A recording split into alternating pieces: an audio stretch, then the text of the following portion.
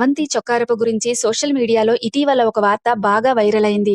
ఆమె హైదరాబాద్‌లో 20,00,00,000 విలువ చేసే లగ్జరీ బంగ్లా కొనుక్కుందని చాలా మంది పోస్టులు పెట్టారు. ఈ విషయం చూసిన వాళ్ళు కూడా నిజమే అనుకున్నారు. కానీ ఈ వార్తపై తాజాగా స్రవంతి స్వయంగా స్పందించింది. ఒక సినిమా ఈవెంట్‌కి వెళ్ళినప్పుడు మీడియా వారు ఇదే విషయాన్ని అడిగారు. అప్పుడు స్రవంతి నవ్వుతూ క్లారిటీ ఇచ్చింది. నాకు 20,00,00,000 బంగ్లా ఉందని చెబుతున్నారు. అది పూర్తిగా అబద్ధం. 20,00,00,000 కాదు. కనీసం 2,00,00,000 విలువ చేసే ఇల్లు కూడా నా దగ్గర లేదు. కానీ త్వరలోనే మంచి ఇల్లు మాత్రం కొంటానని ఆమె చెప్పింది. ఈ మాటలతోనే ఆమెపై వచ్చిన రూమర్లకు పూర్తిగా ఫుల్ స్టాప్ పడినట్టు అయింది. 'బిగ్ బాస్' ఓటీటీలో సందడి చేసిన స్రవంతి తన గ్లామర్‌తో ఆడియన్స్‌ను ఆకట్టుకుంది. ఆ తర్వాత ఆమెకు యాంకర్‌గా ఎన్నో అవకాశాలు వచ్చాయి. స్టార్ యాంకర్‌గా మారిపోయింది. ఇక ఈమె వ్యక్తిగత జీవితానికి వస్తే స్రవంతి ప్రేమించి పెళ్లి చేసుకుంది. ఆమె భర్త పేరు ప్రశాంత్. ప్రశాంత్ పెళ్లికి ముందు బిజినెస్ చేసేవారు. కానీ తన స్నేహితులను అతిగా నమ్మడంతో వారి చేతుల్లో మోసపోయి డబ్బు పోగొట్టుకున్నారు.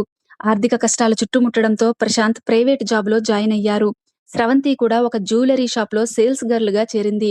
భర్త ప్రోత్సాహంతో యాంకర్‌గా కెరీర్‌ను స్టార్ట్ చేసింది స్రవంతి. వరుసగా అవకాశాలు అందుకొని బుల్లితెరపై స్టార్‌గా ఎదిగింది. యాంకర్ స్రవంతి, ఆమె భర్త ఇద్దరూ కూడా పవన్ కళ్యాణ్‌కు వీరాభిమానులు.